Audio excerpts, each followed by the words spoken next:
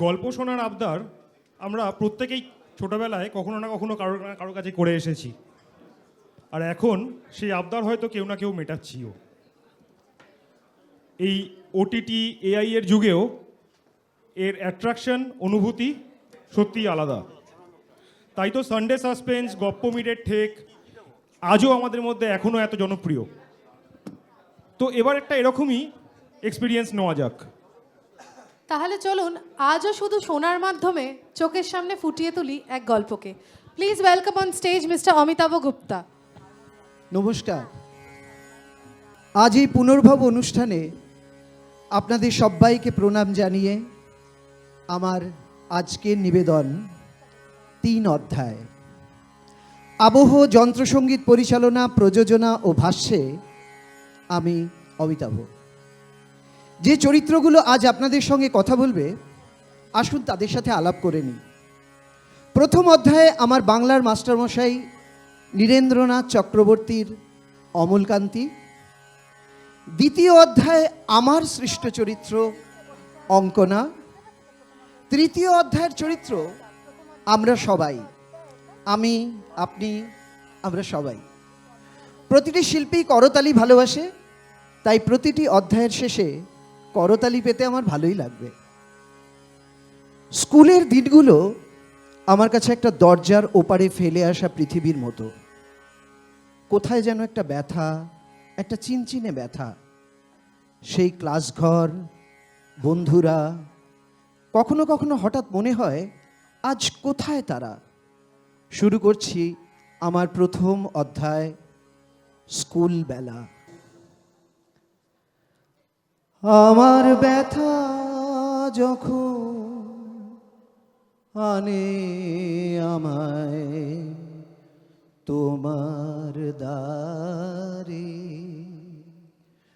তখন আপনি এসে দ্বার খুলে দাও, ডাকো তারে। আমার ব্যথা যখন আনে আমায় তোমার দ্বারে। অমলকান্তি আমার বন্ধু। স্কুলে আমরা একসঙ্গে পড়তাম। রোজ দেরি করে ক্লাসে আসতো, পড়া পারত না। শব্দরূপ জিজ্ঞেস করলে এমন অবাক হয়ে জানলার দিকে তাকিয়ে থাকতো যে দেখে ভারী কষ্ট হতো আমাদের। আমরা কেউ মাস্টার হতে চেয়েছিলাম, কেউ ডাক্তার, কেউ উকিল। অমলকান্তি জানেন সেসব কিচ্ছু হতে চায়নি। সে রোদ্দুর হতে চেয়েছিল। ক্ষান্ত বর্ষণ, কাক ডাকা বিকেলের সেই লাজুক রোদ্দুর। জাম আর জামরুলের পাতায় যা নাকি অল্প একটু হাসির মতো লেগে থাকে, সেই রোদ্দুর। আমরা কেউ মাস্টার হয়েছি, কেউ ডাক্তার, কেউ উকিল। অমলকান্তি রোদ্দুর হতে পারেনি। অমলকান্তি রোদ্দুর হতে পারেনি। সে এখন একটা অন্ধকার ছাপাখানায় কাজ করে। অন্ধকার ছাপাখানায় মাঝে মধ্যে আমার কাছে আসে দেখা করতে, চা খায়, এটা ওটা গল্প করে, তারপর বলে উঠি তাহলে, বুঝলি, উঠি। আমি ওকে দরজা পর্যন্ত এগিয়ে দিয়ে আসি। আমাদের মধ্যে যে এখন মাস্টারি করে, অনায়াসে সে ডাক্তার হতে পারত। যে ডাক্তার হতে চেয়েছিল, উকিল হলে তার এমন কিছু ক্ষতি হতো না। সকলের ইচ্ছে পূরণ হলো, কেবল অমলকান্তি ছাড়া। সেই অমলকান্তি যে রোদ্দুরের কথা ভাবতে ভাবতে ভাবতে ভাবতে নিজেই রোদ্দুর হতে চেয়েছিল। অমলকান্তি রোদ্দুর হতে পারেনি। অমলকান্তি রোদ্দুর হতে পারেনি। অমলকান্তি রোদ্দুর হতে পারেনি। প্রথম অধ্যায়ের সমাপ্তি। আসি দ্বিতীয় অধ্যায়। এবার একটা অদ্ভুত জিনিস যেটা সবার জীবনে আসে, প্রেম। চলুন না দেখে আসি সেই প্রেম বেলা। এখানে পরিচয় হবে আমার সৃষ্ট চরিত্র অঙ্কনার সাথে। দেখুন না মিলে যায় কি না কিছু সময়। একবার চোখ বুজে ভাবতে চেষ্টা করুন না, একবার ফিরে যান না সেই প্রেম বেলায়। আমার দ্বিতীয় অধ্যায়, প্রেম বেলা।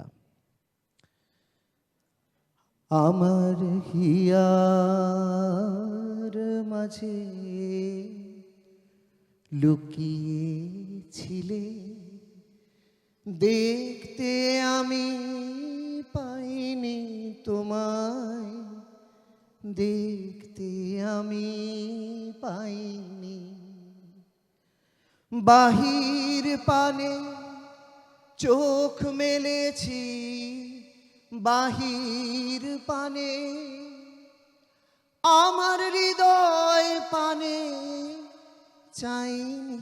আমার হিয়ার মাঝে লুকিয়েছিলে। তোকে আমার আর মনে পড়ে না রে অঙ্কনা, তোকে আমার একদম মনে পড়ে না। যেদিন তুই প্রথম হলুদ রুড়ে শাড়িটা পরে কাঁধে শান্তিনিকেতনী ব্যাগটা ঝুলিয়ে কলেজের করিডোরে রেলিংয়ে হেলান দিয়ে সূর্যডোবা দেখছিলি, তোর মুখে পড়েছিল বিদায়গামী সূর্যের কোণে দেখা আলো, সেদিনটাও আমার আজকাল আর মনে পড়ে না। যখন তোকে একটিবার দেখার জন্য লাইব্রেরিতে অকারণ বসে থেকেছি, আরএস বা টিডির ক্লাস বাঙ্ক করেছি, ফিলোসফির ক্লাসে একেডির একটানা এক সুরে লেকচার শুনতে শুনতে হঠাৎ জানলার দিকে চোখ চলে যেত, মনে হতো স্যারের কথা যেন কত দূর থেকে ভেসে আসছে। অঙ্ক তুই তখন নিজের খেয়ালে তোর গালে ঠোঁটে এসে পড়া অবাধ্য চুল আঙুল দিয়ে তুলে দিচ্ছিস তোর কানের ওপর। আমার চোখে চোখ পড়তেই গজ দাঁতটা বার করে হাসলি, তারপর ভুরু কুচকে চোখের কপট ধমক। আমার মনে হতো জানিস, মনে হতো এই জগতে তুই ছাড়া সব মিথ্যে, সব মিথ্যে। কলেজের ক্যান্টিনে বন্ধুদের সাথে আড্ডার সময় চোখের ইশারায় আমাকে ওয়েট করতে বলতিস, আর রাস্তা পার হওয়ার সময় আমার হাতটা এমন করে জড়িয়ে ধরতিস যেন ওটাই ট্রাফিক রুল। অঙ্কনা, অঙ্কনা। তারপর সেবার মনে আছে তোর, হাতিবাগান থেকে ঠাকুর দেখে বাড়ি ফেরার সময় তোর ছোট্ট ছাতাটায় দুজনেই ভিজে একসা। বাড়ি ফিরে পরদিন আমার এলো ধুম জ্বর। জ্বরের ঘোরে দুপুরবেলায় মার গলা শুনতে পেলাম, অখোকা, খোকা, অখোকা, একটি মেয়ে এসেছে তোর সঙ্গে কথা বলবো বলছে। কিরে দেখ না বাবু। ও বাবা, বাবা জ্বরটা কি বাড়লো? চোখটা একবার খোল না বাবা। সেদিন একটা নীল রঙের তাঁতের শাড়ি পরেছিলি তুই। মা চা করতে গেলে আমার কপালে জ্বর দেখার অছিলায় হাত রেখেছিলি সময়ের থেকে অনেকটা বেশি। বসন্ত কেবিন, নিরালা, উট্রামঘাট, ভিক্টোরিয়াতে যখন বলতিস, এই শোন এবার উঠতে হবে রে, বাবা নাহলে খুব বকবে। কি রে শুনতে পাচ্ছিস? এই শোন না, কি যে হাঁ করে মুখের দিকে তাকিয়ে থাকিস, কি দেখিস বলতো? এসব কিছুই আমার এখন আর মনে পড়ে না রে অঙ্ক। হয়তো অনেক অনেক দূর কোনো দেশে কোনো একটা দোতলা বাড়ির বারান্দায় বসে সন্ধেবেলায় তোর বাচ্চাটার জন্য তুই খাবার বানাস, কিংবা হাতে ড্রিঙ্কস শেষ হয়ে গেলে তোর হাজবেন্ড আবার ভরে দেয়। তুই বাইরের দিকে চেয়ে তুমুল বৃষ্টি দেখতে দেখতে হঠাৎ আমার কথা ভাবিস। তোর হয়তো মনে পড়ে, আমার পড়ে না, পড়ে না। আমি তখন আমার মেয়েকে অঙ্ক করাতে বসি, বলি মা মা আগে অঙ্কগুলো ভালো করে বোঝো, বুঝলে, তারপর করো। না না অঙ্ক, তোর কথা আমার এখন একদম মনে পড়ে না, একেবারে মনে পড়ে না, একেবারে মনে পড়ে না।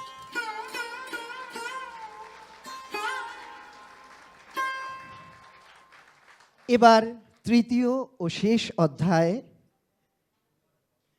এর চরিত্র আমরা সবাই। শুরু করি তৃতীয় ও শেষ অধ্যায়, এ বেলা ও বেলা।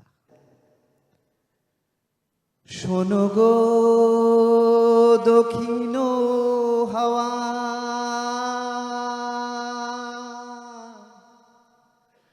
প্রেম করেছি আমি। শোনো গো দক্ষিণ হাওয়া, প্রেম করেছি আমি। লেগেছে চোখেতে নেশা, দিক ভুলেছি আমি। শোনো গো দক্ষিণ হাওয়া, প্রেম করেছি আমি। বিএ পড়ো, এমএ পড়ো, কিংবা এসো এমফিল করে, সব শিক্ষাই অসম্পূর্ণ, আসল শিক্ষা বিয়ের পরে। বউই হলো বিবাহিতের সত্যিকারের শিক্ষাগুরু। প্রথম 6 মাস নবীন বরণ, তারপরেতে শিক্ষা শুরু। ভুলিয়ে দিয়ে আগের পড়া, দিদিমণি কড়া কড়া এমন লেকচার দেবে ক্লাসে, তুমি বুঝবে 2-3 মাসে বাইরে যতই সিংহ সাজো, ঘরে তুমি আস্ত গরু। বউই আসল শিক্ষাগুরু, বউই আসল শিক্ষাগুরু। স্টুডেন্ট যতই ভালো হও, পড়ায় যতই মন দাও, যতই শেখো হাতের কাজ, আটা মাখা শাড়ি ভাঁজ, বিছানা তোলা, রুটি বেলা কিংবা রোদে কাপড় মেলা, যতই করো হোমওয়ার্ক আর যতই করো পরিশ্রম, গুড পাওয়া তো দূরের কথা, পাস মার্কসেরও চান্স কম। এই কোর্সের নেই তো ফিনিশ, শিখতে হয় নানান জিনিস, ঘুম পাড়ানো, মশা তাড়ানো, উলের গোলার জট ছাড়ানো, লোডশেডিংয়ে হাওয়া করা, তাঁতের শাড়ির কুচি ধরা, বউয়ের খোঁপায় কাটা গোঁজা, খাটের তলায় চটি খোঁজা, কেমন করে পাতবে চাদর, কবার দিনে করবে আদর, কেমন করে করতে হবে শ্বশুর বাড়ির লোকের কদর, যতই লাগুক বোকা বোকা, যতই পাক না হাসি, ইংরেজিতে বলতে হবে আমি তোমায় ভালোবাসি। অভিজ্ঞতায় বুঝতে পারবে কোন কাজটা করতে নেই, সত্যি কথা বলতে নেই, বউয়ের ভুল ধরতে নেই, অন্য মেয়ের গুণের তারিফ বউয়ের সামনে করতে নেই। ভয় পেও না, তোমায় মনে সাহস রাখতে হবে, নতুন রান্না শিখলে বউ আগে তোমায় চাখতে হবে। বউয়ের যদি মাথা ধরে রাত্রি তোমায় জাগতে হবে, মা যদি বউকে ঝাড়ে সামনে থেকে ভাগতে হবে, নইলে কিন্তু পরে তোমায় ভগবানকে ডাকতে হবে।